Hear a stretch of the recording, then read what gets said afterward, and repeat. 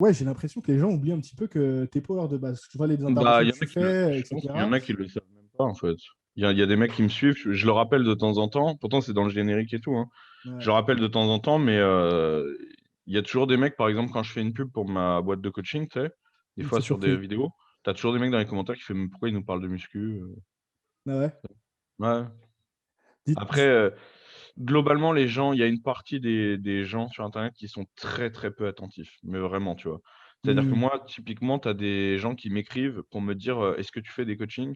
Alors que c'est dans toutes les outros, dans toutes les descriptions de vidéos, dans la description de la chaîne, sur ma page Instagram. Tu vois ce que je veux dire? En fait, il Mais- suffit juste de faire une minute de recherche pour le Ouais. savoir. Et les mecs ont pas vu, ils t'écrivent ouais, tu ferais pas des coachings? Bah si, c'est écrit partout, partout, partout, tu vois. Mais est-ce qu'à Donc, côté du genre, t'as aussi des gens qui te disent, ouais, tu plugs trop tes coachings un petit peu. T'en parles trop, genre. non, parce que j'en parle jamais quasiment. Ah ouais? Parce que moi, du coup, tu vois, quand j'ai commencé à mettre le podcast sur Spotify, etc., il y a plein de gens qui sont venus me voir et qui m'ont dit oh, de temps en temps, tu fais un peu trop de pub pour ton podcast sur Spotify, etc. Mais j'ai dit, mais si je ne le dis pas, tu vois, les gens vont Oui, pas savoir qu'il est sur Spotify et tout. c'est Et clair, c'est parfois, clair. j'arrive et je leur dis, mais il y a un podcast, les gars. Ah bon, il y a un podcast? Je pensais qu'il y avait que la chaîne YouTube et tout, tu vois. Mmh. Donc parfois, c'est des deux côtés. Des gens Ah, qui. moi, typiquement, je fais pas assez de pub pour les coachings, tu vois? Vraiment Ouais. pas assez. Mais bon, là, j'attends que les salles réouvrent aussi. Ouais, tu m'étonnes, tu m'étonnes. Mais donc, dis-toi, j'imagine qu'avec YouTube, maintenant, ça commence à t'apporter un petit peu de sous. Est-ce que les coachings, ça reste ton niveau principal de revenus Non, non, ou YouTube, ça YouTube, rapporte ça a rapporté beaucoup plus beaucoup d'argent plus? que les coachings. Ouais, enfin, c'est en fait, le truc, c'est qu'à l'heure actuelle, YouTube rapporte beaucoup plus parce qu'avec 90 des salles qui sont fermées, j'ai la base de clientèle, elle est hyper réduite, tu vois? Mhm. Là, dis-toi que je fais en gros, là, j'ai à peu près le même nombre de clients que j'avais avant YouTube et avant le confinement. C'est-à-dire Ah qu'avec ouais, 3000 d'accord. avec une base de voilà, de 3000 abonnés, j'ai un tout petit peu plus, tu vois? Mais j'ai pas beaucoup plus de clients. Donc c'est pour te dire, tu vois? C'est-à-dire que j'ai des centaines de personnes qui m'écrivent en me disant: «Quand ma salle va rouvrir, je prendrai un coaching». Donc je sais que le jour où ça va rouvrir, si ça rouvre un jour et je vais être assailli. Là, pour le coup, il va falloir que Si je ça mette un rouvre nombre de un jour, places. c'est la Oui, bonne si ça rouvre question. un jour, parce que ça, je suis pas persuadé, mais voilà, si ça rouvre un jour, je vais être assailli, tu vois? Mais là, pour le moment, ça va. Après, ce que je fais beaucoup bizarrement, c'est les cours en présentiel. Parce que tu sais que moi, Mhm. je fais les suivis en ligne, mais je fais aussi les cours en présentiel. Moi, je les ai jamais arrêtés. C'est-à-dire que normalement, tu es censé pas bosser depuis le premier confinement et tout, mais je les ai jamais arrêtés. Je m'en bats les couilles. J'ai toujours fait les cours en présentiel, même les stages, même les conférences, hein. J'en ai Mhm. annulé zéro depuis le début du coronavirus. Donc, tu vois, Mhm. c'est juste que les gens, ils le font sans trop en parler, mais je fais Ouais, des stages à 10, 15 personnes très régulièrement, tu vois. Mais donc du coup là pour le moment c'est plus YouTube, tu vois? Mais après, et puis même j'ai d'autres projets annexes. Après, c'est un tout en fait, tu vois? Mon travail, c'est un peu tout ça, quoi.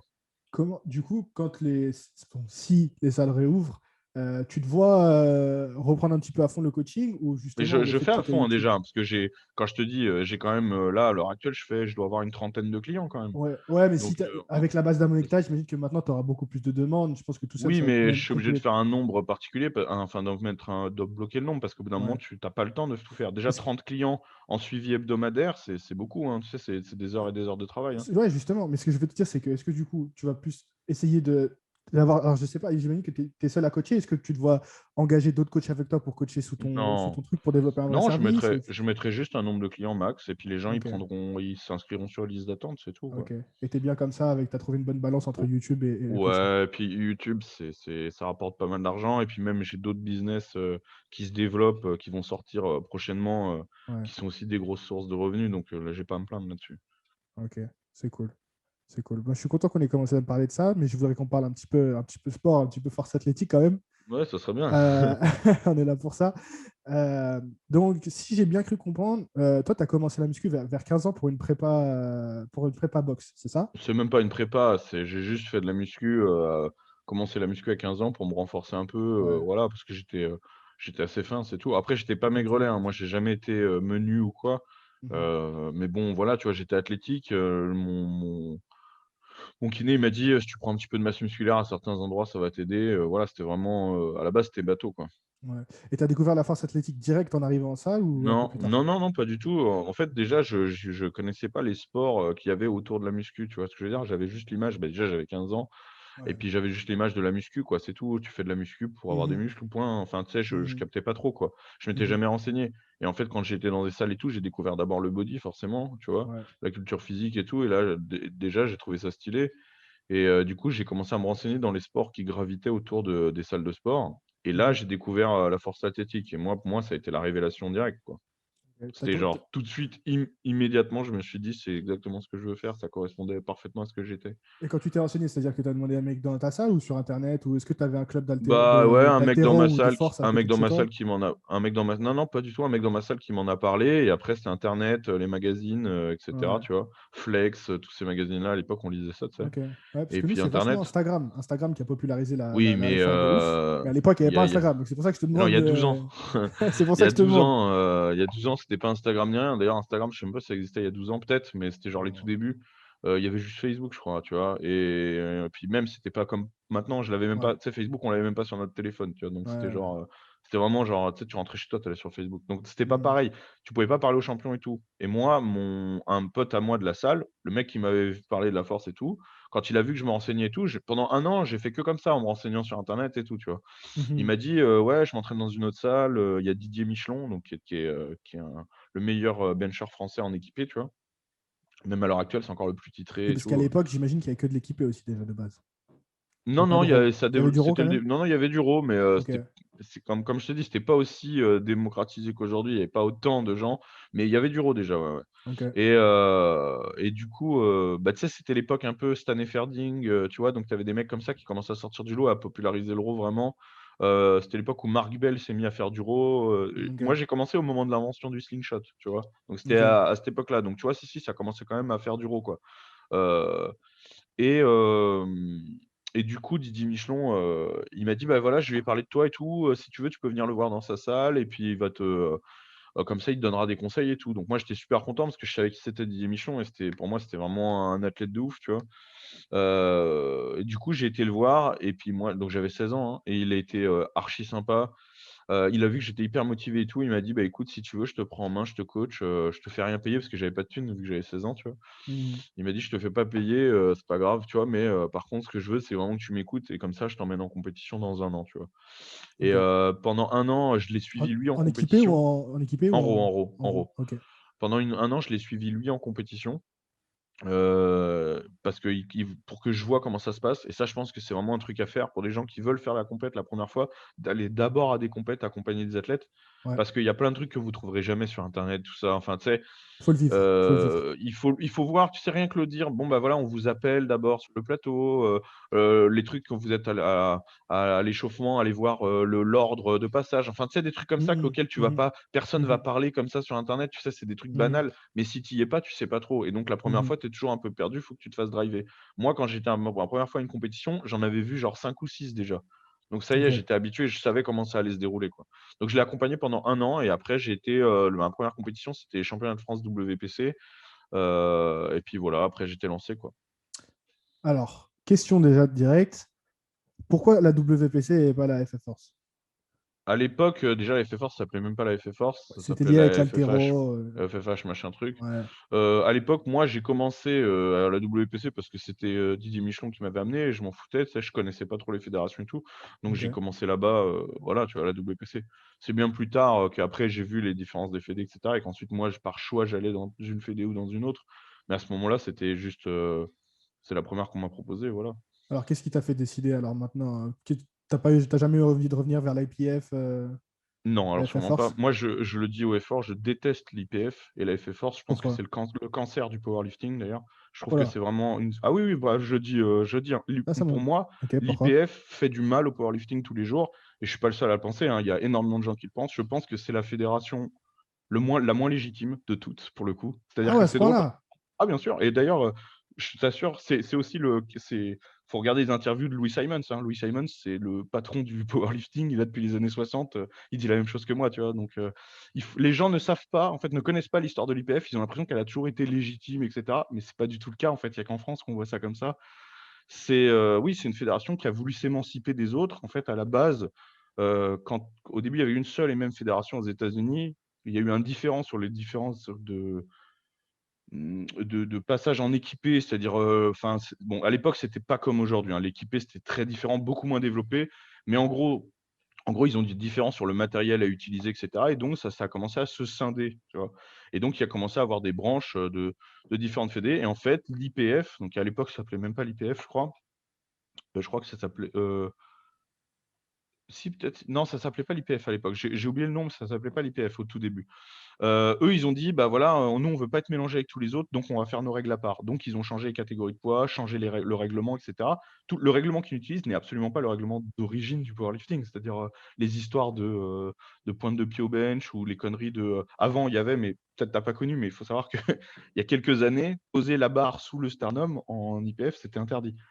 Il disait à tous les gens qui tirent en équipé, oui, mais vous posez la barre sous le sternum, c'est de la triche, machin. Aujourd'hui, ils le font, ils ont juste, ils en parlent plus, quoi. Enfin voilà.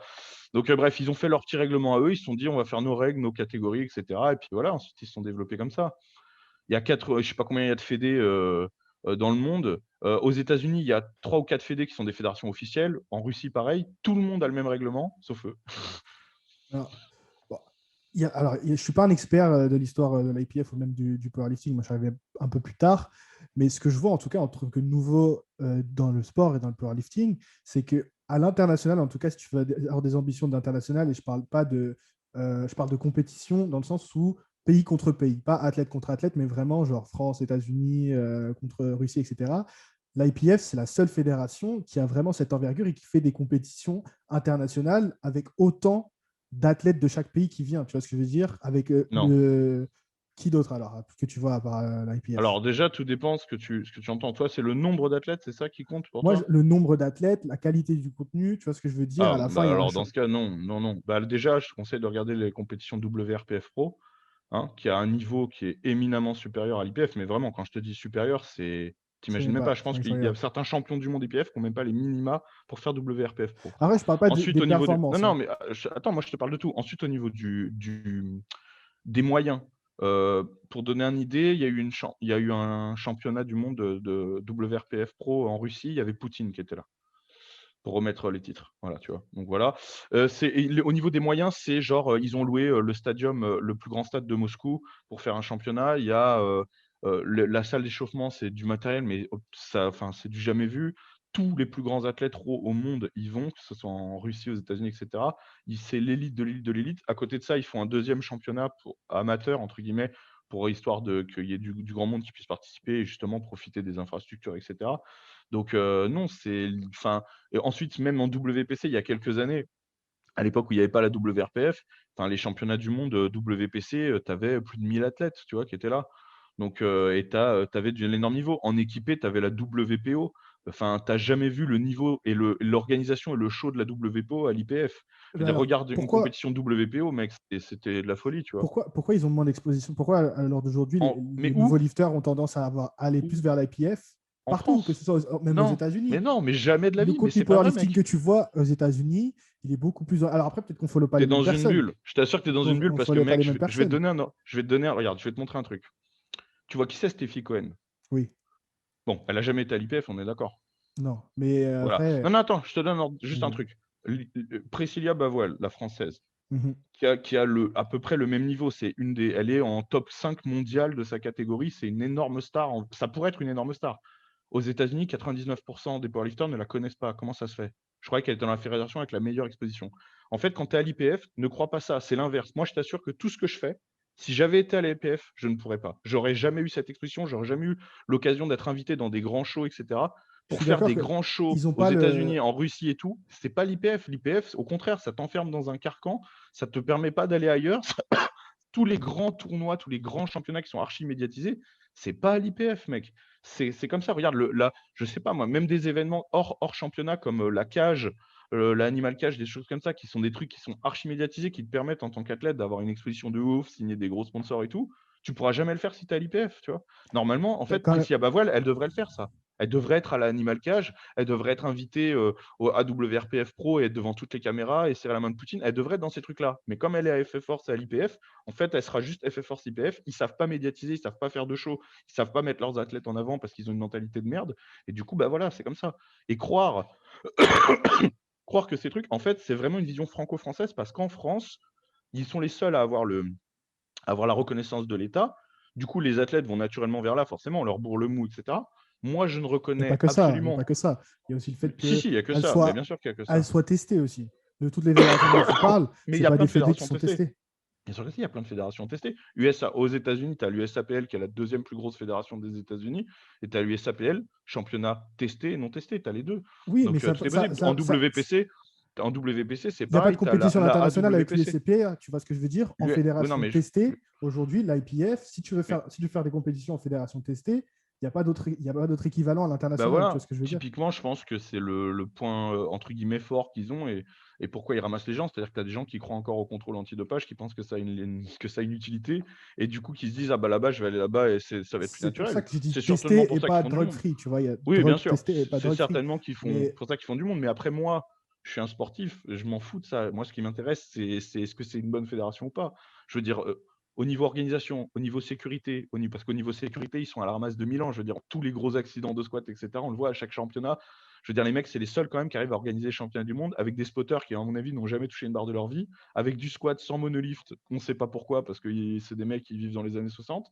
Tu vois, et donc ils ont des athlètes, ils font venir des athlètes de haut niveau qui s'éclatent les deux jambes chez eux parce que ah bah on n'est pas capable d'assurer votre sécurité. Donc ça, par exemple, pour moi, c'est inadmissible. J'irai jamais dans un championnat comme ça, tu il vois. y en a des deux côtés. Tu vois, C'est mort, tu genre vois. Maddox, la dernière fois qu'il a fait sa compète, ils ont mal chargé sa barre, tu vois, ça aussi, quand tu fais des records de bench comme ça, Bien voilà, sûr, ça arrive. Mais ça enfin, va le pas niveau arriver, ça sécurité, va ça pas n'a rien à voir. arriver. Tu vois, la barre, elle lui est pas tombée dessus, tu vois, bizarrement, Non, alors que c'était une barre à 360. Tu fais la même chose à l'IPF, t'as trois il est morts. solide quand même. Ouais, c'est vrai. Hein. Mais bon, ce que je voulais dire, c'est que après, tu Oui, peux je en pense qu'ils vouloir font du monde grâce à ça. Ils font après, du tu peux monde pas. grâce au fait qu'ils font une communication en disant qu'ils sont drug free parce qu'ils ont des contrôles antidopage et que bah, pour les gens qui y connaissent rien, certainement que ça joue. Et voilà, C'est pas que c'est. les gens qui ne connaissent rien. Je pense qu'il y a des gens Si, aussi si. qui veulent pas forcément. Si tu peux faire des powerlifters récréatifs qui veulent faire de la compétition, mais qui sont pas prêts à tout et qui veulent quand même avoir. Ça dissuade, entre guillemets, quand même les gens d'aller full dopage. Tu vois ce que je veux dire? Si tu Non, veux aller je full pense pas. dopage, tu penses pas? Non, je pense pas. Je pense, oui, les gens qui savent pas comment ça Quand marche, même. oui. Les gens qui savent pas Je comment veux ça dire. marche, mais enfin, l'élite, je veux dire, les 5 premiers de chaque podium, que tu les prennes en IPF, en WPC, en WRPF, en USAPL ou n'importe où, ou n'importe où, ils Oui, seront chargés de la même façon. Donc oui. Mais après, après, si c'est le juste sport, pour c'est le pas bas que du le. panier, qu'est-ce qu'on s'en fout, tu vois? Tu respectes le bas du panier quand même. Mais non, mais c'est pas une question de respect ou pas. Ce que je veux dire, c'est que tu vas dire quoi? Oui, moi j'ai fait 18e et au moins je suis 18e pas chargé, mais tu feras 18e pareil à la WPC pas chargé, tu vois. Ça change rien. Parce qu'en fait, le dopage à outrance, entre guillemets, c'est pour l'élite. Pour les autres, qu'est-ce qui t'empêche? Tu vois, je veux dire, si c'est pas, comme tu me dis, si c'est pas les podiums que tu vises, qu'est-ce que ça peut foutre que tu sois dans une fédération testée ou pas testée? En fait, Bah, ça déjà, change c'est rien, pour te tu vois. comparer. Tu vas en compétition, ok, pour gagner, etc. Mais tu veux aussi te comparer par rapport à d'autres lifters dans les mêmes conditions. Tu vois ce que je veux dire?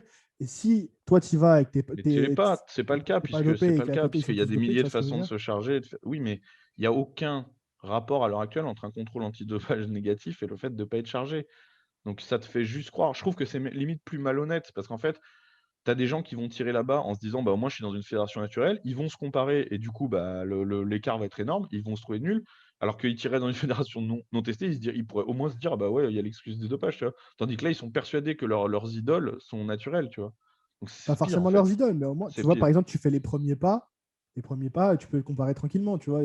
Après, tu as toujours des cas isolés, Mais des mec, mecs, tu as genre des Fitness classements Park qui se dopent internationaux. pour faire des compétitions de FF Force, ça sert à rien, on Oui, est oui, d'accord. Mais quand même, bien la sûr. majorité des gars, quand tu fais premier pas départemental, etc., tu peux espérer quand même pouvoir te comparer à des gens qui sont naturels.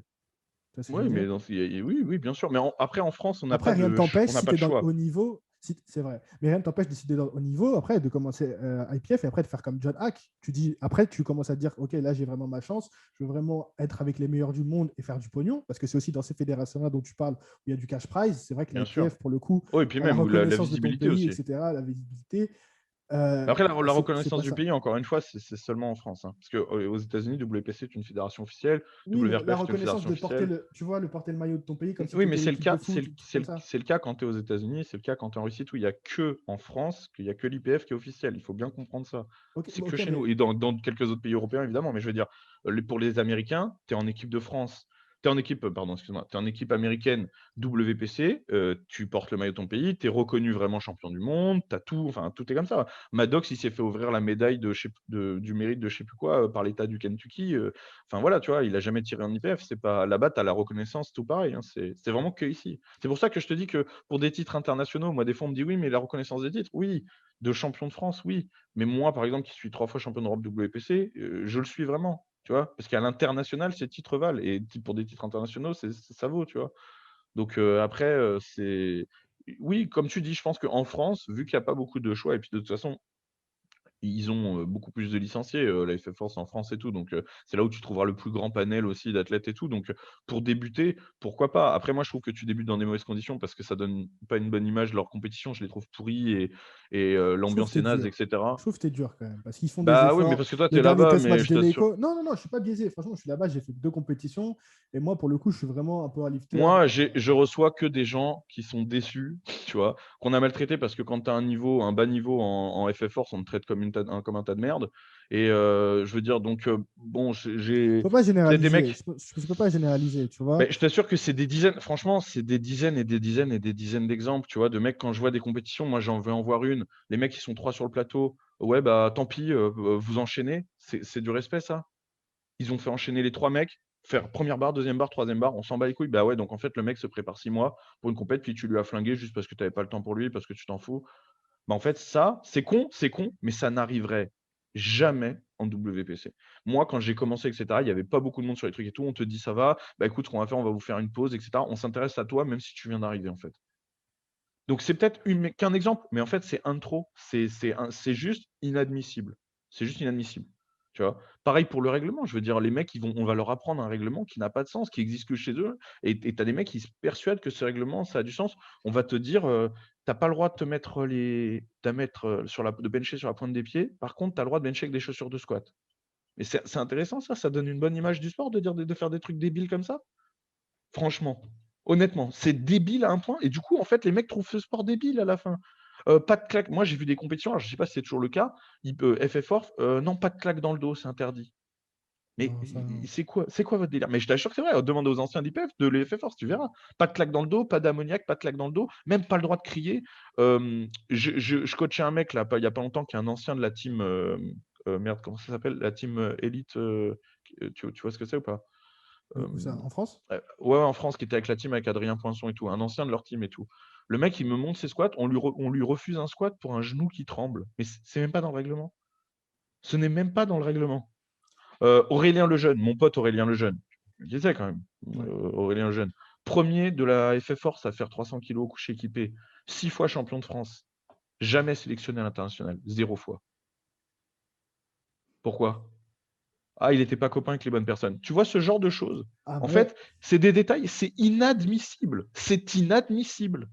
Parce que tu as des gens, moi j'ai été à leur place, des débutants, des mecs qui chient, qui s'entraînent dans leur salle comme des oufs, qui n'ont pas forcément de moyens, pas de trucs et tout. Ils vont se tuer, ils arrivent, on va mal les traiter, on va leur raconter un règlement débile. Après, même quand ils vont faire des résultats, on va pas les sélectionner parce qu'ils sont pas potes avec les bonnes personnes. Même si c'est qu'un mini, même imaginons, je vais te dire que tu as raison et que c'est pas représentatif, ce que je crois pas. Mais imaginons que ce soit pas représentatif, que ce soit que quelques personnes. Mais c'est trop. C'est quand même inadmissible. C'est quand même pas normal. Parce que ces gens-là, tu les récupéreras jamais, tu les flingues. Tu vois? Tu vas pas me dire quand même que alors il y a plein de fédés où le règlement est trop souple, je suis d'accord. Enfin, c'est pas le règlement en fait, parce que le règlement est le même partout, mais où les arbitres sont les trop arbitres sont souples. plus Ouais, tu as plein de fédés où les sympas. arbitres sont trop souples et cetera et là, moi, je suis le premier. Bon, après sur le bench, on n'est pas tellement, concerné, mais c'est beaucoup sur le squat où les arbitres sont trop sympas.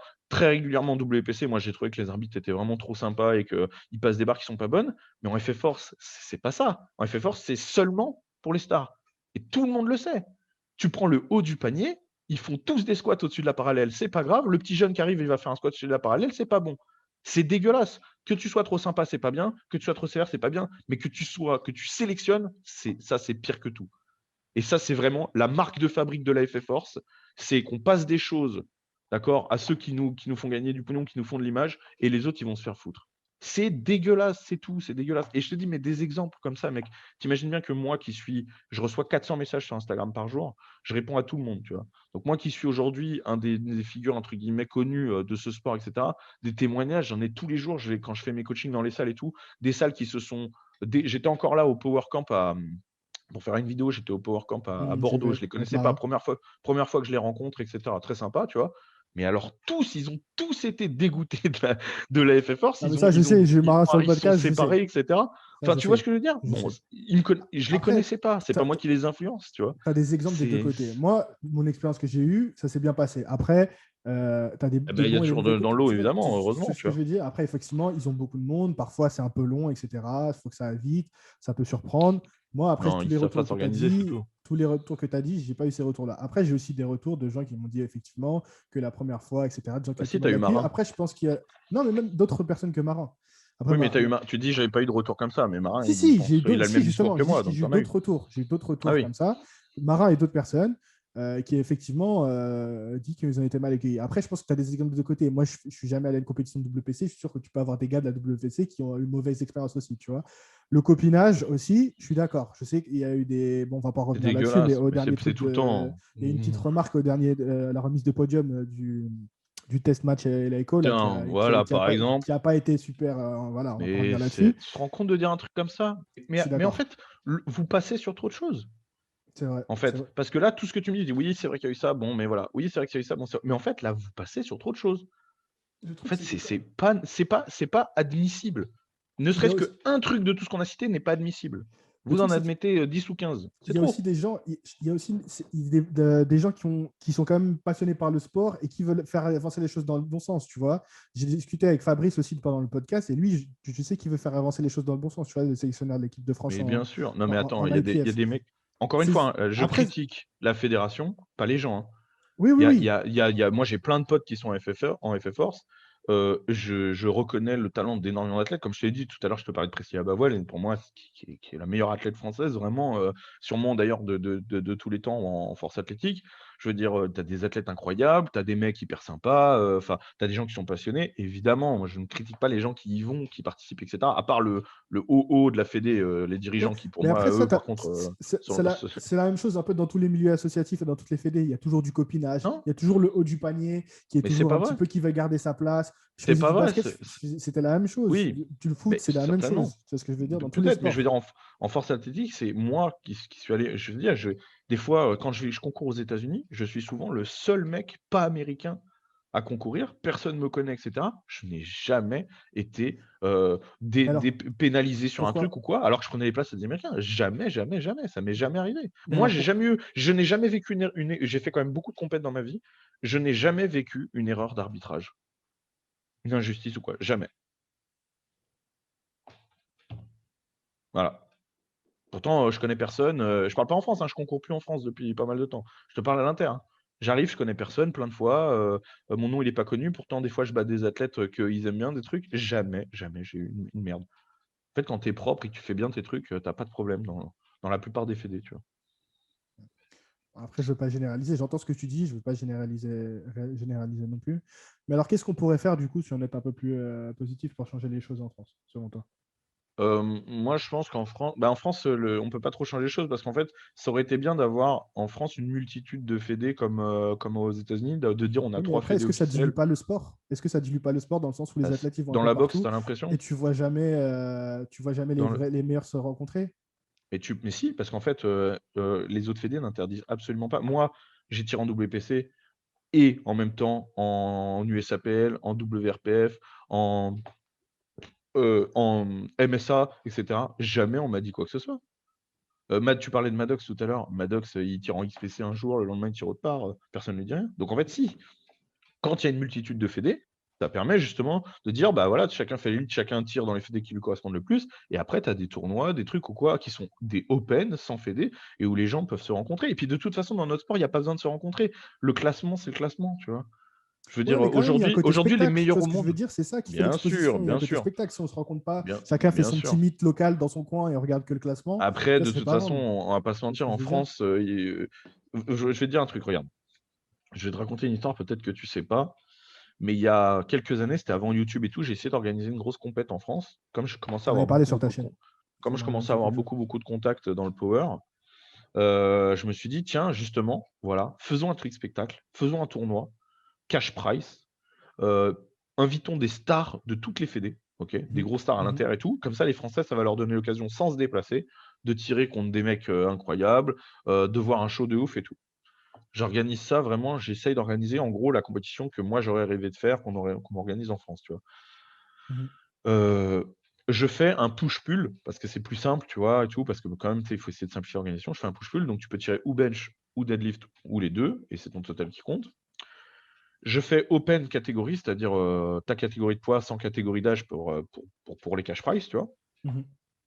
Et je mets, donc je sais plus ce que c'était les prix, mais c'était genre 300 balles pour le premier bench, tu vois, 300 balles pour le deadlift, 300 balles pour le total, tu vois, je mets des prix comme ça, d'accord? Avec un décor, une capture vidéo de ouf et tout. Il y avait, par exemple, dans les athlètes au deadlift, il y avait Christophe, j'ai oublié son nom, c'est le docteur deadlift, de l'IPF là, qui a fait 400 et quelques en moins de 100, tu vois qui c'est ou pas? Non. J'ai oublié son nom, c'est un nom polonais compliqué. Ok. En gros, tu as un deadlifter qui était all-time world record à ce moment-là et qui était à l'IPF en deadlift à plus de 400. Tu avais Sergei Dargan qui est pareil, qui était à plus de 400 au soulevé. Tu avais 3 mecs à plus de 400 au terre, en raw, hein. Je parle d'une compétition raw. Mhm. Tu avais le meilleur au monde, le all-time world record des moins de 67,5 et moins de 75, Romeo Emerashvili, qui fait 240 au bench en moins de 75. Tu avais le meilleur anglais bench, toutes catégories confondues, qui fait 2,80. Tu avais Vlastimil Kuzel qui fait 2,70 au bench en moins de 110. Les vrais Tu gars. avais mon pote Anton qui fait 2,60 en moins de 100 au bench par hero, tu vois. Donc vraiment, tu avais des mecs de fou, tu vois. Ok. Je lance les inscriptions et tout. C'était genre 30 balles ou 40 balles l'inscription, je ne me rappelle plus. Je lance les inscriptions, j'ai d'emblée des étrangers de partout qui s'inscrivent, tu vois. Ok. Et moi, j'envoie en même temps 10 invitations à ceux que je considère comme les 10 meilleurs athlètes français, tu vois, en disant, ben voilà, c'est une invitation officielle, il y a pas de... T'as pas payé ton inscription, on Mhm. t'offre un t-shirt, on t'offre le repas, tu vois, genre, Mhm. voilà, même pour ceux qui venaient de loin, on t'offre le logement, tu vois, donc genre, la vraie invite, quoi, tu vois. Donc Mhm. j'envoie notamment, et donc je me renseigne auprès de la FF Force, vu que c'était un truc sans fédé, pour savoir si les gens peuvent participer, tu vois. Donc je m'en renseigne auprès d'un bureau régional, tu sais, pour voir quoi. Ils me disent, il n'y a pas de souci. Et d'ailleurs, j'ai des gens de l'EFFF qui s'inscrivent, tu vois. Ouais. Donc, sur les 10 invitations que j'ai envoyées, aux 10 meilleurs, à ton avis, combien ont voulu participer? Aucun. Aucun. Aucun. Après, il y a aussi Pourquoi, à ton l'image. avis? Pour l'image, qui ne voulait pas Pour s'affilier avec, l'image? avec des gens Non. qui n'étaient pas testés. Non. C'est surtout qu'ils veulent pas être quatrième ou cinquième sur un podium quand ils ont l'habitude d'être premiers, c'est tout. Tu vois. C'est pas une histoire de ça. Mais bien sûr, attends, il y avait des mecs que j'ai invités qui ont tiré dans d'autres fédés avant d'être à l'IPF, donc c'est pas ça, tu vois. C'est pas ça. Ok. Simplement, voilà, je suis une star. Et Souci donc d'ego, quoi. là, bah, c'est un souci d'ego parce qu'en France, c'est facile d'être le meilleur, tu vois. Moi, c'est ce que je dis tout le temps. Aujourd'hui, moi, j'ai le record de France toute fédé. Mais ma barre, si tu regardes ce que c'est par rapport à ce qui est faisable, ça devrait pas être le record de France, tu vois. C'est parce que le niveau est bas que c'est le record de France. Tu comprends? Ouais. Tu vas en Espagne, déjà, le record, c'est 25 kilos de plus. Donc, bon, tu vois.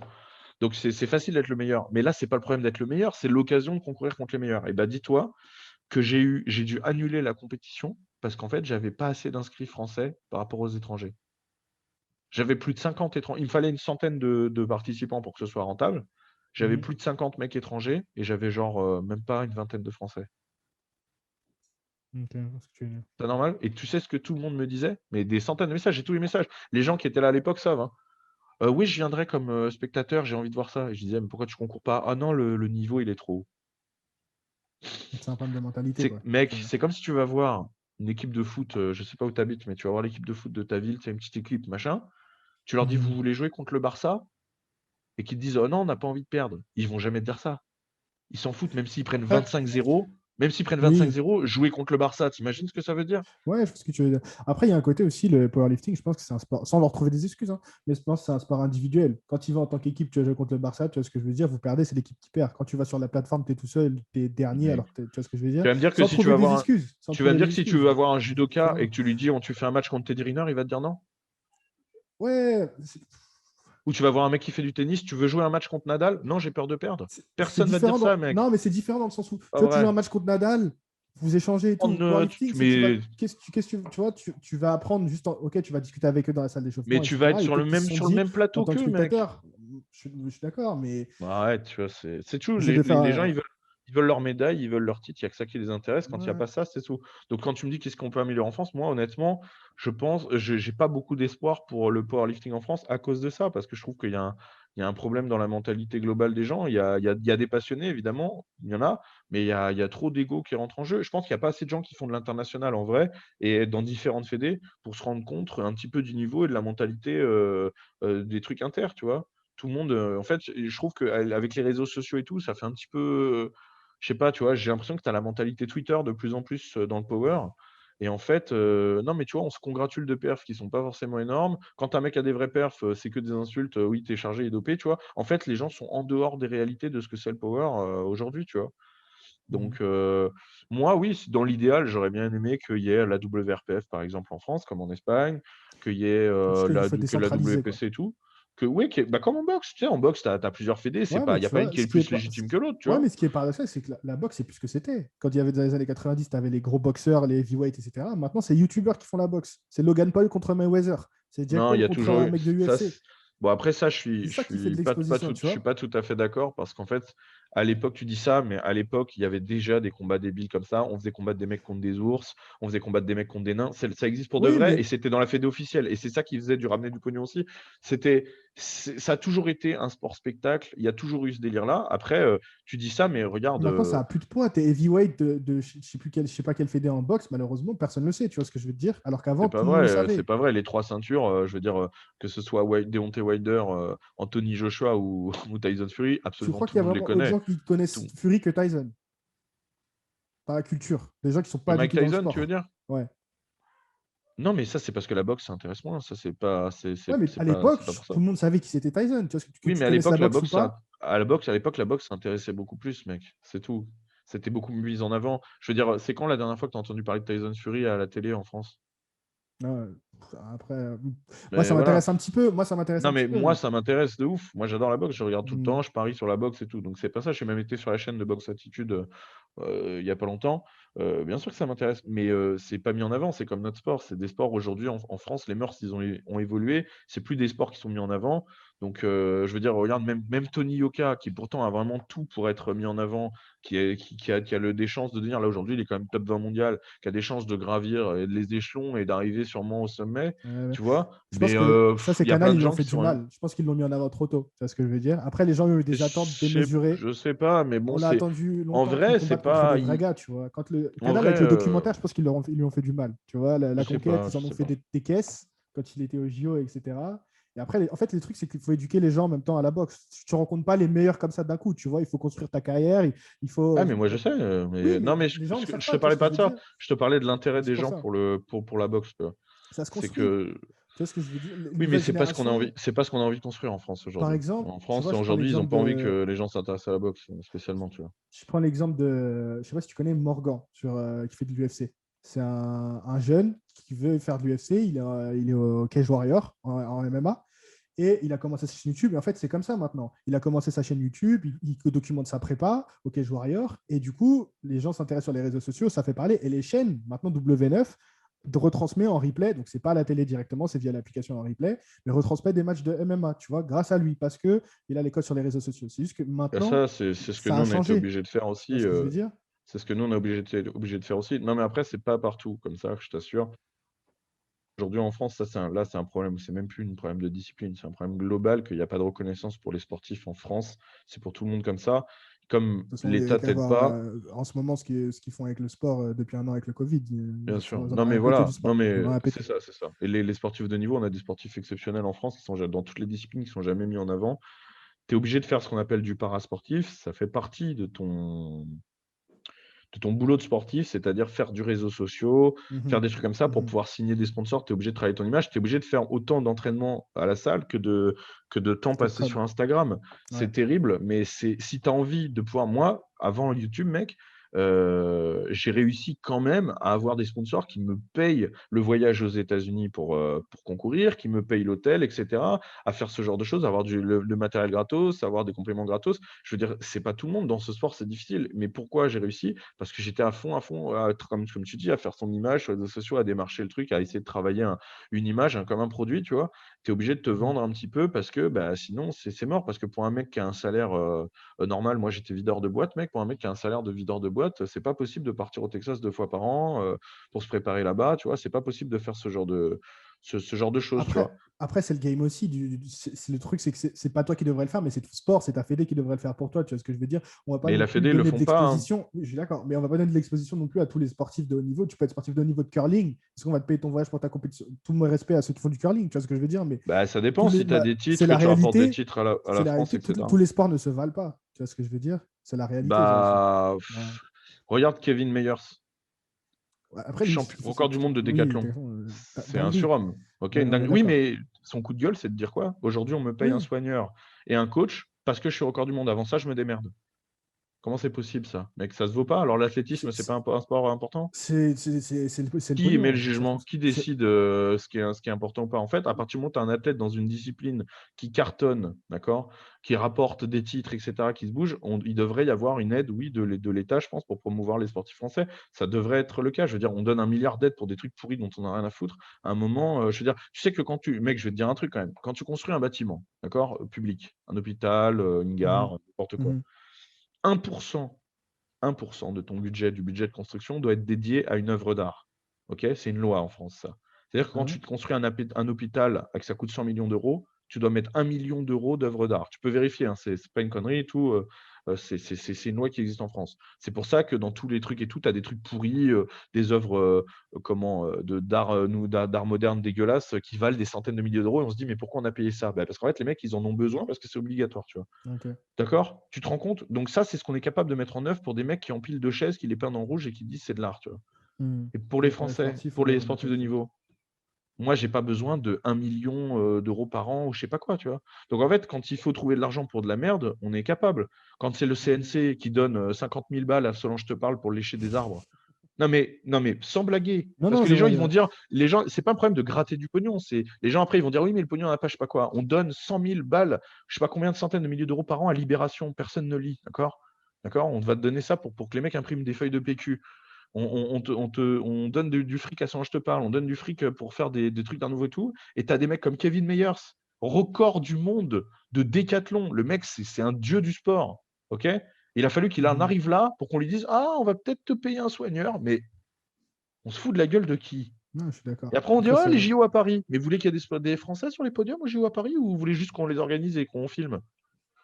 ça Donc suffit. non, Ouais. je suis désolé, c'est pas que moi, c'est comme ça, c'est en règle générale. Il se trouve que en plus de ça, nous, on appartient à une catégorie sportive qui fait un sport qui n'est pas médiatisé. Donc Mhm. là, pour le coup, tu n'existes pas. Moi, de ma vie, je n'ai jamais eu 1 euro de subvention de quoi que ce soit. Tu n'existes pas, tu vois?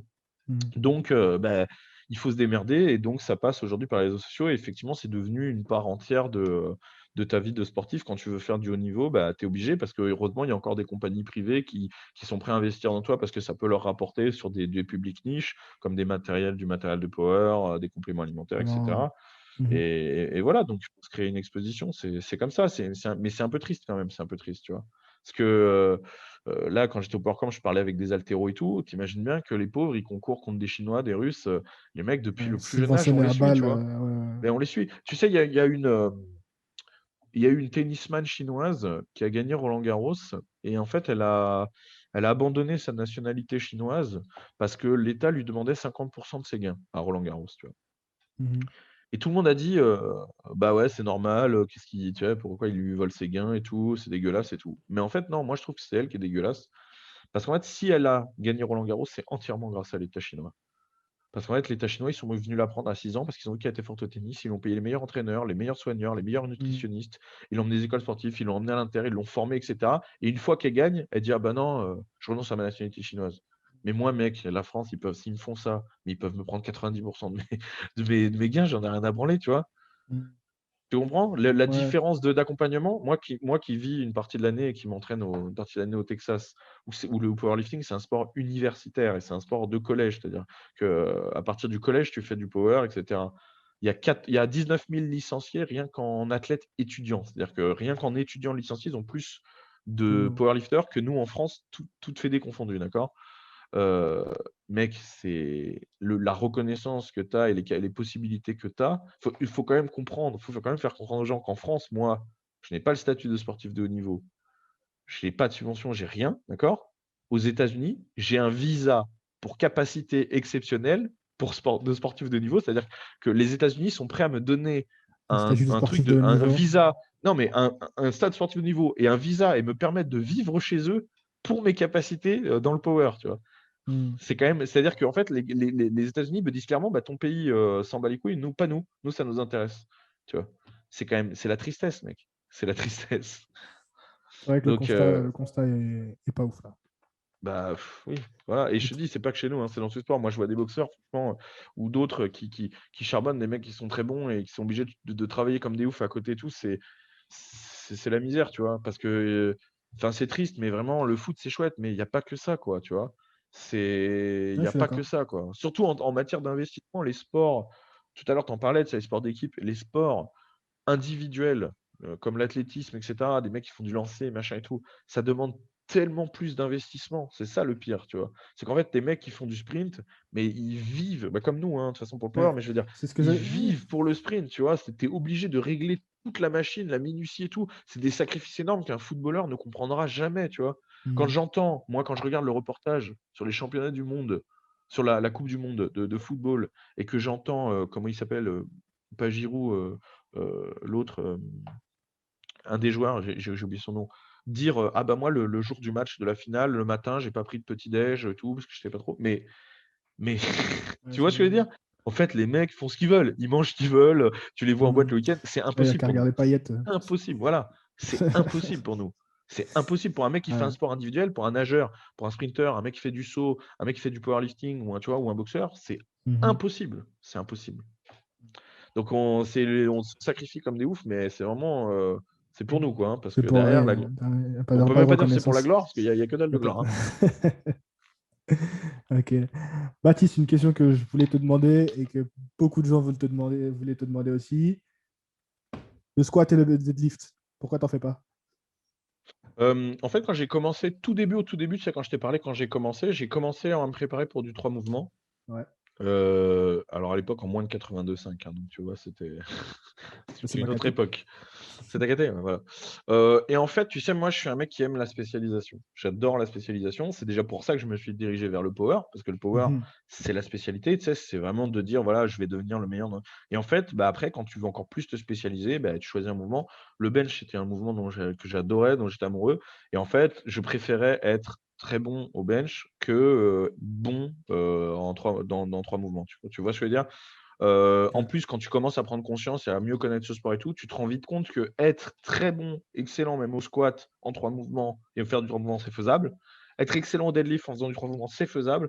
Mais être excellent en bench en faisant du 3 mouvements, non, c'est pas faisable parce que c'est un mouvement qui demande trop de choses qui n'aident pas pour les autres mouvements, trop de travail et en fait, tu peux pas faire les 2. C'est pour ça que généralement, soit les mecs en 3 mouvements ont un bench qui est un petit peu en dessous, du reste, soit c'est des anciens benchers qui ont fait du bench only pendant des années comme Petras Mhm.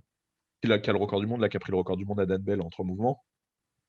Il a un bench à 290, mais parce qu'en fait, moi, quand je l'ai connu, il faisait que du bench. Jusqu'en 2014, le mec faisait que du bench, il faisait 300 et quelques.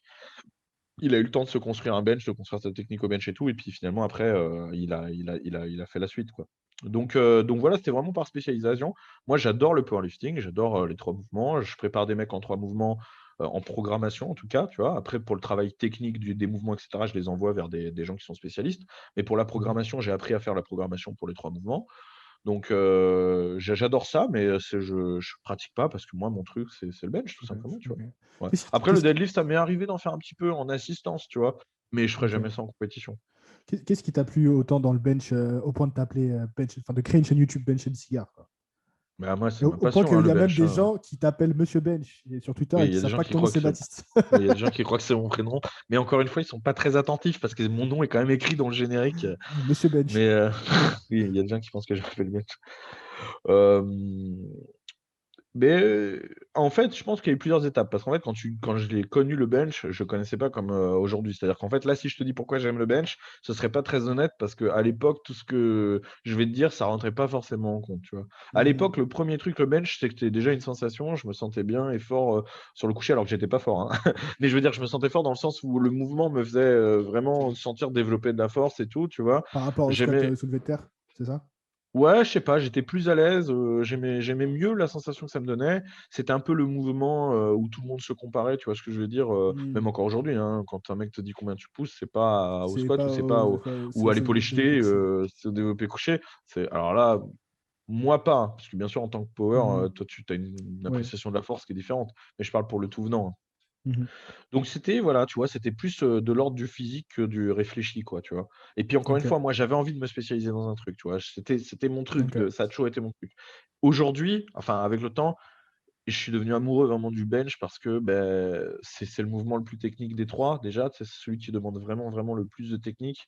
C'est le mouvement le plus complexe et le plus méconnu. C'est ça qui est fou, c'est que c'est le plus C'est le plus connu connu et méconnu, c'est ouais. le plus connu et le plus méconnu, c'est ça qui est Ouais. dingue et tu vois, moi qui donne des cours aujourd'hui, je me suis formé aux États-Unis avec Josh Bryant, qui est le plus grand Hmm. spécialiste au monde en développé couché, à la et il m et j'ai du coup, je me suis formé avec lui pour pouvoir ici faire des cours particuliers de placement et de technique au développé couché, tu vois? Et Mhm. je suis tout seul quasiment en France à le faire, tu vois? Et des fois, je vais à des endroits un peu partout, partout où j'ai été, franchement, les retours sont bons. Les mecs redécouvrent un peu le mouvement, quoi. C'est assez fou, quoi. C'est que, il y a vraiment une grande partie de ce mouvement qui a été, je sais pas, oublié ou qui est pas tu sais, qui a pas été, il est pas dans les bouquins, il est pas dans les trucs, il y a pas de trucs français là-dessus et tout et c'est vrai que, voilà, donc c'est moi, ça m'intéresse, tu vois, de voir tout ce qui rentre en compte là-dedans, de te dire que, voilà, le développé couché, c'est un mouvement «appréhendé» entre guillemets, par des bourrins et qui pourtant demande une minutie incroyable, tu vois? Ça, je l'ai compris en faisant de la force athlétique. Au début, c'est le soulevé de terre, On tu dis, dit: oh, «Tu c'est un pousses peu comme plus un porc». technique, développé couché, Ouais, t'en fais depuis le début. Et au final, dès que tu c'est comprends, ça. tu dis non, les omoplates, faut resserrer. Déjà, c'est quoi un omoplate? Putain, qu'est-ce que tu me racontes et tout. Ouais, Au puis début, la phase de mise en tension et cetera, le fait de se servir de son dos et tout, c'est des trucs qui c'est sont, quoi, c'est quoi l'erreur la plus commune que tu vois quand tu fais des stages en face à face comme ça? avec des powers ou avec des mecs, de Les muscu? deux, Parce que c'est pas les mêmes, hein. C'est les pas les deux. mêmes Les choses. power peut-être Ouais, d'abord et après les. avec les powers, ils sont aussi forts quasiment si sans en fait, leur phase négative leur sert à rien. Ils subissent la phase négative. C'est-à-dire Mhm, qu'en fait, la plupart des powers qui font du bench, qui ont des soucis au bench, la phase négative, c'est parce qu'il faut la faire, donc je retiens la barre, tu vois ce que je veux dire? Et mhm, ensuite je commence mon coucher. mhm. Il y a pas elle est pas utile. Moi, si tu m'enlèves cette phase négative, je perds 50 kilos sur mon max, tu vois? C'est-à-dire qu'en fait, la phase négative, c'est un point positif, ça te sert énormément au bench parce que c'est à ce moment-là que tu vas faire la mise en tension, ce qu'on appelle la mise en tension, tu vois? C'est-à-dire, c'est à ce moment-là que tu vas devoir te placer pour réussir à tirer sur l'élasticité de ton trapèze médian et tes dorsaux, tes paravertébraux et tout pour créer vraiment une sensation d'élasticité et qu'en bas, tu vas partir et ça et le leg drive. L'erreur la plus commune, c'est que les gens poussent vers le haut. Ils savent qu'il faut du leg Mhm, drive, les powers, hein, je parle. Les mhm. powers savent qu'il faut du leg drive, donc ils poussent sur leurs jambes, mais ils poussent vers le plafond, en fait et donc c'est des pertes de force. Souvent, ça fait lever les fesses aussi, enfin, voilà. Mhm. Donc généralement, ça, c'est les 2 erreurs, ça, c'est ça, c'est qu'ils subissent la phase négative au lieu de s'en servir et le leg drive pas dans le bon sens. Après, chez les mecs qui font juste de la muscu et tout, c'est toutes les erreurs communes que tu connais, j'ai les poignets cassés, beaucoup, ça, je vois ça Mhm. beaucoup aussi. Voilà, ils se placent pas vraiment sur le banc, tu sais, ils ont pas de placement, quoi, tu vois? Ils s'allongent sur le Mhm. banc et puis voilà, tu sais, ils Ils ont pas prennent de la barre conscience. directe et. Ouais, ils ont pas de conscience de leur corps et de l'état, de ce qu'il faut et tout. Mais bon, après, pour les mecs qui font de la muscu, c'est plus compliqué parce que tu vas pas décortiquer le mouvement comme nous on le fait et essayer d'aller Mhm, dans le détail, mhm. donc forcément, ils ont plein de là, vraiment, c'est un choc, tu vois, pour eux, on parle de 2 trucs presque différents. Tandis qu'avec les power, vraiment, je pense Ouais, que c'est plus une prise de conscience. ouais. Ok, ok, d'accord. Je voulais parler maintenant un petit peu plus de la chaîne. Quand même, on a bien fait le tour sur le powerlifting. Alors, comme, la chaîne Bench et Cigar, c'est un peu un ovni en même temps, non, dans le sens où vous avez connu un succès super rapide Ouais, c'est déjà. ouf. Et quand je dis c'est un ovni, c'est parce que vous avez le côté, en tout cas l'image que tu renvoies, et je pense que tu cultives un petit peu ce stéréotype-là, tu mec un petit peu bourru, qui fait de la muscu, voilà, qui aime la bonne bouffe, etc. Et donc on a l'impression que c'est parce que vous faites des choses atypiques, pardon, du genre les repas de seigneur, des mecs un petit peu costauds qu'on n'a pas l'habitude de voir sur YouTube, que ça marche. Alors qu'en vérité, il y a de ça, mais c'est quand même, je trouve, une chaîne qui, mine de rien, ça n'a pas l'air, mais qui est super réfléchie. Je pense que le placement, vous l'avez vachement réfléchi. Je pense que l'esthétisme, etc., de la chaîne aussi, ça a vachement été travaillé.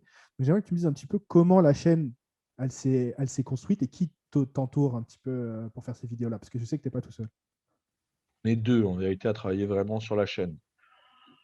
Tout ce que tu parles, l'aspect en fait, c'est moi qui réalise les vidéos, qui les écrit, tout l'aspect esthétique, tout ce que tu Mhm. vois à l'image, c'est moi qui ai fait ça, tu vois? Effectivement, c'est vraiment c'est réfléchi, c'est vrai, tu vois? C'est que J'ai essayé, dans le but de la chaîne depuis le début, de faire quelque chose d'esthétique. Esthétique, ça veut pas dire beau forcément, mais tu comprends? Quelque Non, chose d'esthétique, travailler. donc d'avoir une esthétique, tu vois? Et depuis le début de la chaîne, c'est comme ça qu'on travaille. On essaie toujours d'avoir un avant, il y a le fond et il y a la forme et on essaie toujours d'avoir une belle forme, c'est-à-dire d'avoir un beau produit audiovisuel, tu vois? Et ça, pour ça, beh, pour l'aspect technique, j'ai, avec Pedro qui travaille avec moi, qui est mon associé, qui lui s'occupe de tout ce qui est, bah, voilà, qui filme et qui monte et qui lui, réfléchit à tous les aspects techniques pour améliorer les choses, à dire: «Bah, voilà», moi je lui dis: «Voilà ce que je veux qui apparaisse à l'image» et lui me dit: «Voilà ce qu'il faut faire pour que ça apparaisse comme ça», tu vois? Mhm. Donc là-dessus, on est 2, tu vois? Encore là, tu sais, pour le record, je l'ai appelé, il m'a dit: «Bah, voilà, tu recordes, tu fais comme ci, comme ça». Tout ce qui est technique, c'est lui qui s'en occupe. Ok. Donc on travaille vraiment à 2. Après, il y a des petits gens, des personnes excuse-moi, attends, je vais me moucher 2 secondes, excuse-moi, hein. Qu'est-ce que je disais déjà? Oui, après, il y a des gens qui travaillent qui gravitent autour de la chaîne évidemment, tu vois? Tu as des gens qui m'aident, après dans toute la partie qui est plus la partie business. Donc autour, il y a des personnes qui sont, satellites, on va dire. Mais le gros Mhm. de la chaîne, on le fait à 2. Ok. Et comment t'expliques alors ce succès? Déjà, est-ce que tu t'y attendais Non, à ce bah, non, pas succès? du tout. Quasiment 100 Ça, 000 abonnés en quelques mois, genre? bah, là, oui, on est à genre à 95 000, enfin, je pense qu'avec la vidéo de jeudi, c'est un repas de senior, donc je pense qu'on va passer les 100 000. Heu, Franchement, non, parce que moi, il faut comprendre qu'en fait, ce que je fais sur la chaîne, je le faisais à vraiment moindre mesure sur Instagram. Tu as 3 000 personnes qui me suivaient à l'époque sur Instagram, donc ceux qui de l'époque qui regardaient doivent T'es pas surpris? savoir aujourd'hui, mais c'était, ce que je faisais sur Instagram et donc j'avais, déjà arrêté, je te dis, j'ai été videur de boîte pendant des années. Mhm. Ensuite, pendant arrivé un moment, entre les sponsors, les gains de compétition et mes coachings, j'ai réussi à me dégager un salaire et à me dire: «Bon, vas-y, stop, je ne vis plus que du sport». Donc j'ai fait ça et donc j'avais ma vitrine qui était sur Instagram et en fait, je me montrais, tel que je suis, tu sais? Je créais pas un personnage et tout, mais je montrais de mon quotidien, le délire que tu vois sur la chaîne, cigares, 4x4, machin, les barbecues, les trucs, la bonne bouffe et tout et ça matchait bien sur Insta avec les gens et je vendais, à peu près j'avais 1 de conversion, sur les coachings, tu vois? Donc c'était bien. Je me suis dit: «Bon allez, écoute, je vais essayer de développer la boîte. On va faire une plus grosse vitrine. YouTube, c'est quand même le meilleur outil, pour ça. Si on fait la même chose qu'on sur Insta, mais sur YouTube avec un peu plus de moyens et cetera, dans notre tête, l'objectif, je te cache pas, c'était d'avoir autour de 10 000 abonnés. Ouais, normal. On Bah s'était oui. dit: «Si on a 10 000 abonnés, bah, déjà et Ça qu'on garde valide le le même concept. Ça fait plus que et qu'on valider le garde le concept, même. et qu'on garde le même taux de conversion, tu vois? Bah, Mhm. c'est cool, tu vois? Voilà, ça fait plus de machin». Donc j'ai fait appel à Pedro qui avait déjà travaillé avec moi à l'époque parce que pour des commandes de sponsors, c'est-à-dire, des sponsors qui avaient voulu faire un reportage sur moi ou un interview, des trucs comme ça, D'accord. vraiment pour le microcosme sportif. Il faisait ton contenu Insta aussi ou c'est toi qui. Non, non, le contenu Insta, c'était moi, mais, Genre les il avait déjà photos et fait tout? des vidéos. Non, non, c'était moi, mais il avait déjà Ok. fait Ok. des vidéos pour moi, donc j'aimais sa façon de tourner, j'aimais sa façon de monter et on s'entendait bien parce que c'est ça aussi, tu vois? Donc j'ai fait une réunion avec lui, je lui ai proposé le projet, lui, ça l'a botté et donc voilà, tu vois? C'était lancé et en fait, les 2 premiers mois se passaient un petit peu comme on avait imaginé, quoi, c'est-à-dire ça montait doucement, quoi. Le premier mois, je crois qu'on a eu genre 1 000 abonnés, un truc comme ça, tu vois? Donc ça montait tranquille et tout et puis, quand YouTube a commencé à nous mettre en avant, Mhm. alors là, ça a commencé à exploser et là, on prenait 10 000 abonnés par mois, on a commencé à avoir des invités qu'on voulait avoir, bim, donc ça a rajouté au truc, et en fait, ça s'est pas arrêté et là, ça va être le septième mois et on est presque à 100 000, ce qui est fou, quoi. Et le seul qui avait vu venir ça, je le dis parce qu'il faut lui rendre quand même, c'est Avner de Ah Road ouais? to Saiyan, qui est un Ok. pote à moi depuis des années, on est potes, et en fait, lui, quand je lui ai montré les premières vidéos de la chaîne et tout, il m'a dit: «Il n'y a aucune raison que dans l'année, tu n'aies pas 100 000 abonnés». Et Et moi, toi, tu lui as dit, t'es fou. bah oui, j'ai dit n'importe enfin oui, j'ai dit: «Bah écoute», en fait, le truc, c'est toujours pareil, je sais qu'il sait de quoi il parle, tu vois? Parce que c'est vraiment Ouais, son truc YouTube. Il m'a ouais. conseillé sur beaucoup de choses à venir. Donc je me suis dit: «Bah ouais», enfin ça me paraissait fou, ça me faisait plaisir qu'il me dise ça, mais c'était pas l'objectif déjà et puis Mhm. je me disais: «Bon, quand même, ça me paraît gros, quoi». Et en fait, en 7 mois, ça sera fait quasiment. Donc il avait vu juste, tu vois? Donc maintenant, il m'a donné d'autres chiffres, je les donnerai pas pour apporter la poisse, mais j'espère qu'il aura toujours raison. Le million, il a dit. Non, non, mais bon, il a donné des chiffres quand même. Donc enfin voilà quoi, c'est une belle aventure et du coup maintenant, bah, ça devient un truc à part entière. C'est-à-dire qu'en fait, à la Mhm. base, c'était une vitrine, aujourd'hui, c'est un produit tel quel. Aujourd'hui, l'attente des gens enfin, vu qu'il y a du monde, moi j'ai envie que les gens soient satisfaits et tout, donc aujourd'hui, je m'investis à 100 pour créer le produit le mieux quoi, qui sorte de moi et qui soit qui leur plaise, tu vois? Très souvent, tu sais, dans tes statistiques YouTube, tu peux voir plein de choses. dont le pourcentage d'abonnés qui a regardé la vidéo. Et en fait, moi, c'est ce qui m'intéresse le plus. En fait, souvent, les youtubeurs, ils vont regarder est-ce que la vidéo a touché le plus de monde, rapporté des abonnés et tout. En fait, moi, ce qui m'intéresse surtout, c'est que j'ai un tel soutien de ma communauté. Parce que là, franchement, il faut le dire, j'ai de la chance d'avoir une super communauté vraiment très proche, qui m'écrit tous les jours, qui m'apporte un tel soutien que j'ai envie. Et c'est souvent des gens, tu sais, qui ne trouvent pas sur YouTube ce qu'ils ont envie. C'est souvent des gens Mhm. qui ont pas, ni à la télé, ni sur YouTube, des trucs qui leur plaisent et donc là, ils ont une chaîne pour eux et tout, j'ai envie de les satisfaire un maximum, quoi, parce que on se renvoie la balle. Donc, toi, tu penses ton contenu en te disant qu'est-ce qui va plaire au cœur de ma communauté, quoi. Pas en Hem, pensant qu'est-ce qui peut plaire aux autres pour venir sur la chaîne. voilà, c'est ça. Ouais, c'est un peu ça, c'est vrai. Ouais. Ok. Je pense qu'il y a aussi un autre truc qui a joué sur, et qui Mais m'a toi pour moi. Dis-moi, toi, ouais, ça vas-y. t'a plu toi, par exemple, Ouais. ça te plaît la chaîne? Ou tu peux me dire non, hein, parce que c'est pas ton truc, Alors moi, je te dis, donc ça fait partie de ce que je viens de te dire. Je pense que moi, je les ai découverts comment? C'est parce que déjà, j'ai suivi beaucoup Papacito. Du coup, D'accord, j'ai découvert ça comme ça. Et moi, ce qui m'a toujours séduit, et je te l'ai dit quand on s'est parlé au téléphone, c'est l'esthétisme. Moi, je suis dans la vidéo, etc. aussi. Donc, je fais YouTube et le podcast à côté, mais mon métier, je suis éditeur freelance pour une boîte hollandaise qui fait d'ailleurs d'accord. l'application Basic Fit. C'est la boîte pour laquelle je travaille qui fait les D'accord, OK. applications sur les téléphones. Donc, tu vois, on est quand même pas trop loin de la muscu. Et Ouais. même si c'est Basic Fit, bon, bref. Et, euh, et donc, tout cet esthétisme qui est, moi, directement, on m'a dit, regarde, c'est marrant. Et j'ai dit, mais vous vous rendez pas compte à quel point c'est travaillé. Tu vois, moi, tous les gens qui venaient me parler de votre chaîne, je disais, il n'y a pas de hasard là-dedans. Tu vois, donc, c'est ça qui m'a séduit. Et Ouais, c'est après, cool. là où ça m'a fait rester, c'est qu'en fait, tu m'as fait découvrir des choses. Je pense notamment à la vidéo sur la chasse. Ouais. En fait, je me suis reconnu directement quand tu as dit le but de cette vidéo, c'est pas pour convaincre ceux qui de base pensent que la chasse c'est mal, c'est pour tous ceux qui n'avaient pas d'opinion, Oui. leur montrer un petit peu à quoi ça ressemble et qu'ils puissent se faire leur propre avis. Et je me suis dit, quand tu as dit ça, j'ai dit, mais putain, c'est moi en fait. J'ai jamais été contre les chasseurs, j'ai jamais été pour non, enfin, j'ai jamais été pro les animaux, etc. J'ai jamais été contre les chasseurs, je m'en foutais un peu, j'étais un peu au milieu.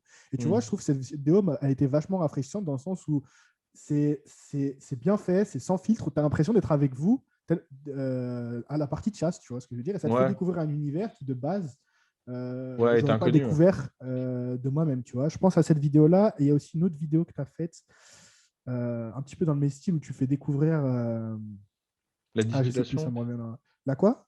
La distillation? Non, c'était pas la distillation. Ça me reviendra, ça me reviendra peut-être. Mais en tout cas, tu as réussi à m'emmener dans ton univers, tu vois. Le cigare, voilà, exactement. C'est la Ah, les vidéo où tu cigares? as, Ah ouais, là, invité, comment il s'appelait? Damien de Cigare Passion, ouais. Exactement. Et Ah, au lui qui début, je me a suis assis et je me dis, attends, ils vont parler de cigares pendant 20 minutes et tout. Je me ouais, dis, est-ce que 38 je vais minutes. tenir? Est-ce que je vais tenir, tu vois? Et ben, je te jure que Mmh. je me suis assis et j'ai tout regardé. Et j'ai tout regardé et j'ai pris vraiment du plaisir à découvrir un domaine comme ça qui, de prime abord, auquel je ne me serais jamais intéressé. Et au final, parce que vous faites aussi cet effort dans la présentation, dans la forme, etc., et ben, tu t'assois et mine de rien, les 38 minutes, elles sont passées comme une lettre à la poste, tu vois. Après, je suis aussi Bah, quelqu'un franchement, c'est qui cool. consomme beaucoup de contenu YouTube. Donc, ça ne me Ouais, bah, pose oui, pas de oui. problème de toute Tu as l'habitude de façon, regarder des trucs qui voilà, sont un peu de étrangers à ton tester. univers, hein. Voilà, donc ouais, tu te fais emporter par l'algorithme, mais au final, Ouais. tu dérives de ouf. Donc moi, ça ne me pose pas de problème.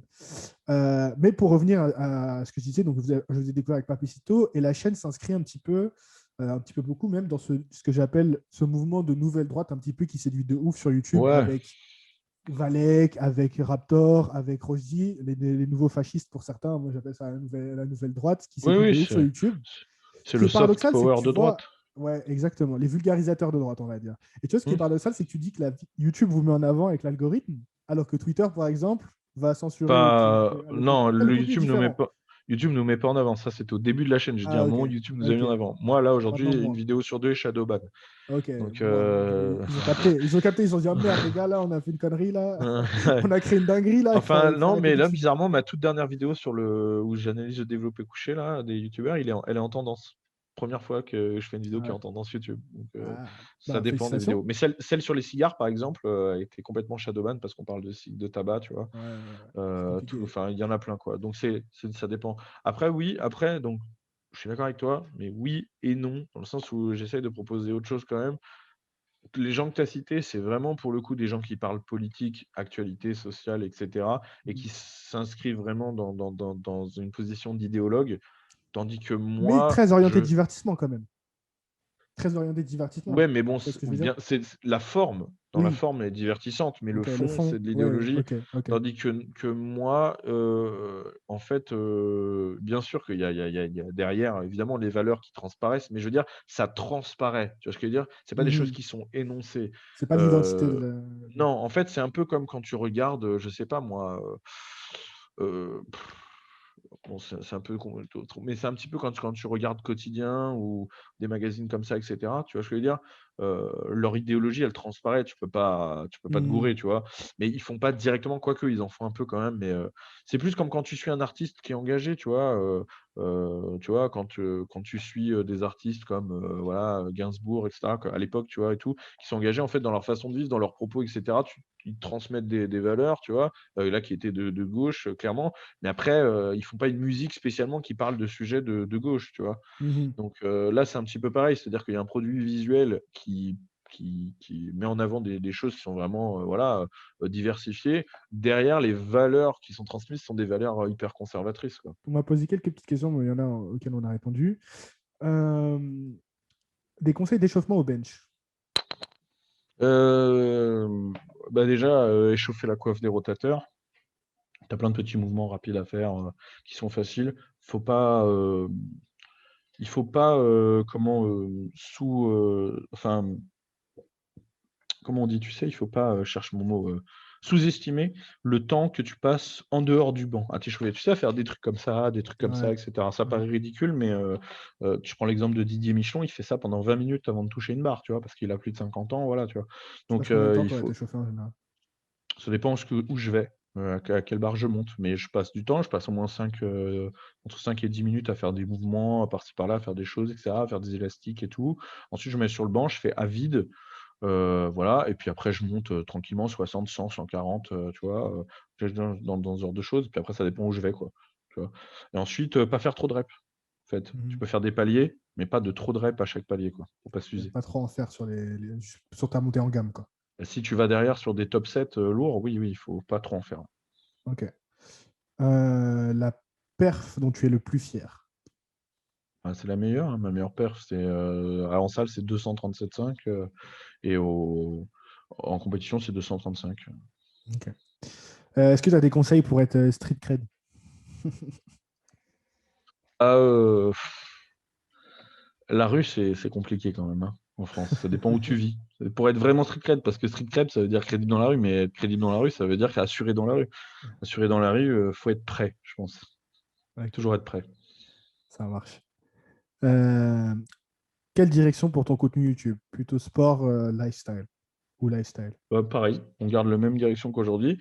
Quand les salles réouvriront et que je referai des prépas et tout, il y aura plus d'entraînement de bench, des trucs comme ça, Mmh. évidemment. Mais voilà, sinon ce sera la même direction avec plus de moyens, des invités, plus prestigieux. Là, le repas de senior qu'on sort jeudi, c'est avec un invité qui est très, très, très, très prestigieux. Donc voilà, il y en aura, de Tu peux plus nous en dire plus qui des c'est, comme ça. petite exclu? Non. Non, bah, ça dépend, il sort quand ton podcast? Lundi, non. Il sort lundi? Non, non, franchement, je préfère laisser la surprise aux gens. Mais c'est vraiment une grosse star, hein. OK, ça marche. De quel milieu? On peut savoir un petit peu ou pas? Du C'est dans le milieu, sport, c'est pas dans le sport. c'est pas dans le sport? OK, Non. ça marche. Et dernière question, combien de temps pour avoir une telle moustache? Bah, ça dépend à quelle vitesse ça pousse, hein. Là, celle-là, là, je sais pas, peut-être, 1 mois ou 2 de pouce, j'en sais rien, je me rends pas compte, en fait. Ça dépend Un à quelle mois ou vitesse ça 2, t'as pousse. ça? Non. Si, moi, si, ouais. Ah Oui, ouais! si. Oui, oui. Ah putain, Ouais. OK. 2 mois de Heu, pouce, 2 mois de pouce, je pense. 2 mois de ouais, à OK, peu près, ouais. ça marche. J'ai quelques petites questions après de fin que je pose à tous mes invités, comme ça, des petites questions rapides. Ton son pour PR? Mmh, c'est difficile à dire, j'en ai plusieurs. J'aime bien Amon Amarth pour le bench. C'est quel genre de musique ça? Le groupe Amon Amarth. C'est du death metal, en Ah mode ouais, vénère. viking. OK. En mode viking et tout? Ouais, c'est pas mal. Ouais. De temps en temps, je me fais des petits kills, je mets des petits chants vikings et tout, un peu à Ouais, la ouais. Viking, la série là, ça me fait kiffer, hein. Amon Amarth, c'est pas mal. Sinon, dans un autre, délire complètement, l'ensemble Organum avec l'album, Le Chant des Templiers. C'est des chants grégoriens polyphoniques, d'hommes. C'est pas mal OK, pour se motiver aussi. Enfin après, faut être ça dans le marche. délire, quoi.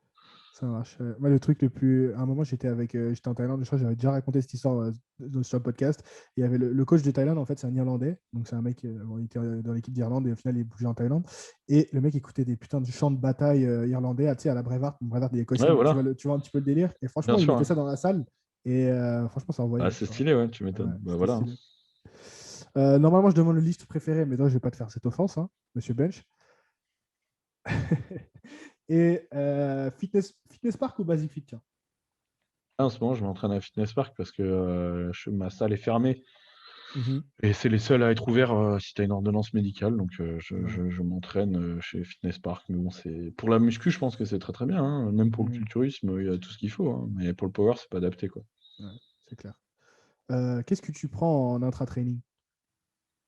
Ça dépend. Soit juste de l'eau, en saison ou sur les entraînements normaux, de l'eau. Sur mes gros entraînements de bench, je prends soit du Vitargo, soit du Waximase, enfin un glucide en Un peu de intra-entraînement, quoi. glucides, ok. Mm. Ça marche. Bah, Et des fois, enfin, j'ai des gros entraînements, des très gros volumes, parce que moi, je m'entraîne quand 3 fois par semaine avec des très gros volumes. Et ok. donc, mes entraînements de bench en prépa, ils durent plus de 3 heures, donc il me faut Tu fais 3 heures, des glucides. pas que du bench, juste Non, du mais bench ou... j'ai au moins 1 heure et demie sur le banc, ouais. Ouais, ok. Ok, ouais. Ça marche. Et dernière question, une petite anecdote de compète. J'en ai plein, putain. J'en ai Ouais. plein. Celle Une qui te vient à anecdote l'esprit drôle. comme ça. Ouais. Une que j'ai racontée il y a pas longtemps. J'ai raconté à un pote, c'était en Géorgie pour les championnats d'Europe GPA. On était invité après le championnat par l'équipe de Russie. Ils s'étaient fait un petit banquet pour eux de fin de championnat. Et en fait, euh, on avait un mec qui sortait avec une Russe. Donc, du coup, on a été invité, tu vois. Donc, il n'y avait que les Russes et les Français. Ok. Et donc, on vient et tout. Ils avaient dressé une table avec de la bouffe, machin et tout. Et il y a un Russe qui s'appelle Omelkov, Vladimir Omelkov, qui est un Russe qui est assez fort en bench, en équipé, qui dit ben, je vais vous faire goûter du vin rouge vu que vous êtes français, tu vois. Et il nous sort une bouteille en plastique, tu vois, avec des trucs écrits en cyrillique dessus, tu vois. Donc déjà, ça donne, tu vois, c'est En bon, ok. plastique, la bouteille. Ouais, une bouteille en plastique, ouais, ouais. Ok. Il nous sert dans des gobelets et tout. Bon, hop, à la vôtre et tout. On boit, et au moment où on boit, tous les Français, on se regarde. Mec, le truc le plus dégueulasse que j'ai bu de ma vie, mais immonde, Ah, comme un verre de vinaigre, tu vois. ah, Même la villageoise à côté, c'est un grand cru, tu vois. Et genre, on boit ça, et tous en même temps, on se regarde, genre, euh, mon Dieu, tu vois. Et donc, genre, on boit juste une petite gorgée comme ça et tout, et on fait, mec, c'est pas très bon, quoi, tu vois. On commence à lui ouais. dire, ouais, c'est pas terrible, hein. On commence à dériver un peu, à rigoler et tout, et au bout d'un moment, on lui fait, ouais, en France, c'est ce qu'on met sur la salade et tout, tu vois. Et le mec, il fait, ah ouais, parce que c'est moi qui l'ai fait. C'était sûr, il avait fait dans son jardin la bouteille en plastique, là, un truc comme ça. Attends. Et après, il fait, en plus, c'est dommage, parce qu'il est vraiment meilleur que celui de l'année dernière. Oh non. Oh merde. Mais c'était même pas une blague. Non, c'est vraiment. Il était Non, fier de non, son c'était truc et tout. vraiment. Ouais. Et puis Oh là, tu peux rien lui non. dire. Tu viens de lui dire que c'est immonde, donc tu vas pas faire genre, ah, mais non, mais j'avais mal goûté, parce qu'après, il va te Ah, resservir. Donc,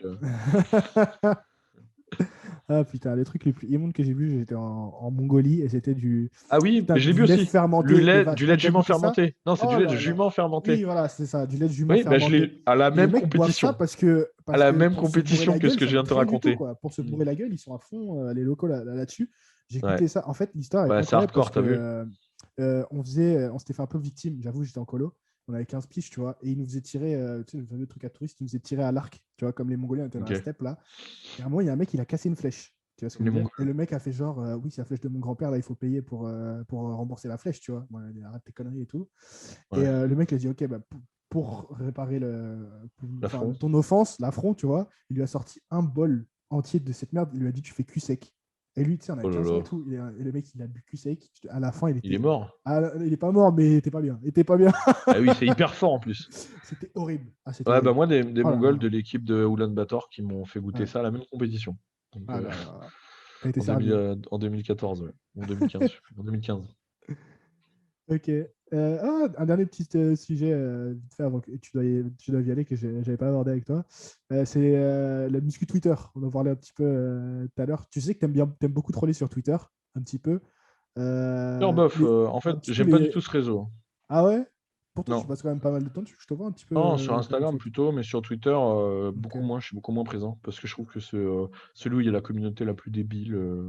Ouais, ça fait la rigoler un peu la quand même. moins intéressante. Mais en fait, il y a des trucs drôles, mais en fait, il y a tellement de rageux sur Twitter et de frustrés Hmm. que il y a tellement de mecs de 12 ans, en fait, je crois. Il y a trop de jeunes, tu vois, de 2000 c'est du coup, c'est fatigant, en fait. En fait, moi, quand je fais une interview, par exemple, je fais Valeurs Actuelles ou quoi, c'est Mhm. sur Insta, c'est sur YouTube, c'est sur Twitter.